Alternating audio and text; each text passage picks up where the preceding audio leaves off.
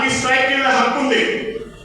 Gas station చేస్తే అలాగే chest లో కూడా ఎవరైతే చెస్ట్ ఓపెన్ చేయరో వాళ్ళ మీద చర్య తీసుకుంటామని చెప్పారు.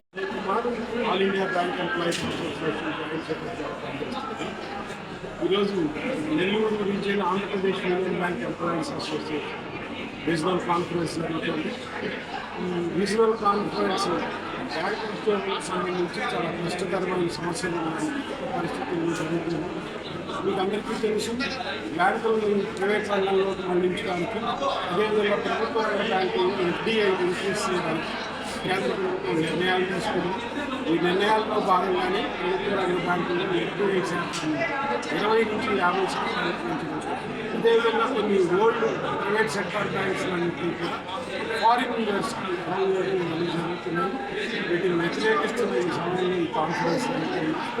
అదేవిధంగా నెల్లూరు జిల్లాకు సంబంధించి union bank of India business కానివ్వండి, కస్టమర్ సర్వీస్ కానివ్వండి మరింత ఇంప్రూవ్ చేయాలి అనేది కాన్ఫరెన్స్ నిర్ణయాలు తీసుకున్నారు. ఈ నిర్ణయాలకు అనుగుణంగా రాబోయే పద్ధతులు పనిచేస్తున్నారు. వీటితో పాటు కేంద్ర ప్రభుత్వం కొన్ని లేబర్ కోర్సులో మార్పులు తీసుకుంటుంది. ఈ లేబర్ కోర్సులో జరిగే మార్పులు ఏవైతే ఉన్నాయో బ్యాంకు ఉద్యోగులకి బ్యాంకులో పనిచేస్తున్న ట్రేడ్ యూనియన్స్ కూడా ఇబ్బందులు కలిగే పరిస్థితులు ఉన్నాయి. కాబట్టి ఈ లేబర్ కోడ్స్ వల్ల, కొత్త లేబర్ కోడ్స్ వల్ల బ్యాంకు నష్టాన్ని ఈరోజు మీటింగ్లో వివరించడం జరుగుతుంది. అదేవిధంగా బ్యాంకు ఉద్యోగులు All India bank employees association, bank employees అదేవిధంగా All India bank officers association, ఈ 3 ఆర్గనైజేషన్స్ ఈ నెల 12వ తారీఖున దేశవ్యాప్త సమితి పిలుపునిచ్చారు. ప్రజలు దీనివల్ల కొంత అసౌకర్యం ఉన్నప్పటికీ ఈ అసౌకర్యాన్ని క్లియర్ చేస్తారు. Thank you. అందరికీ నమస్కారం. నా పేరు Sivasankar, deputy regional head regional officer. ఈరోజు ఇక్కడ Andhra Pradesh union bank employees association second biannual కాన్ఫరెన్స్కి గెస్ట్గా పోవడం జరిగింది.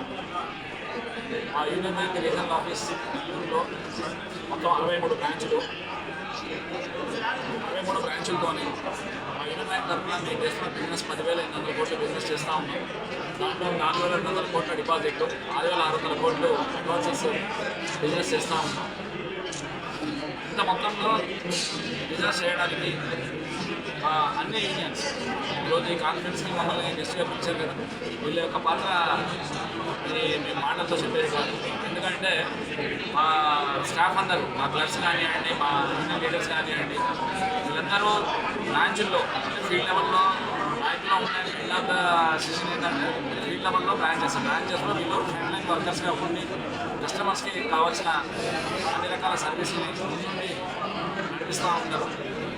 వాటిలో భాగంగా వాళ్ళకు వచ్చే సమస్యలు కానీ ఏమైనా ఉంటే ఎంప్లాయీస్ అందరూ మా యూనియన్ లీడర్స్ ఉదయ్ గారికి కానీ, అంటే నెల్లూరు జిల్లా వరకు నేను చెప్తాను, ఇక్కడ ఉన్న మా యూనియన్ లీడర్స్ ఉదయ్ గారు కానివ్వండి, మా భాషా గారు కానివ్వండి, మా సుమన్ గారు కానివ్వండి, వాళ్ళ దృష్టికి తీసుకొస్తూ ఉంటారు.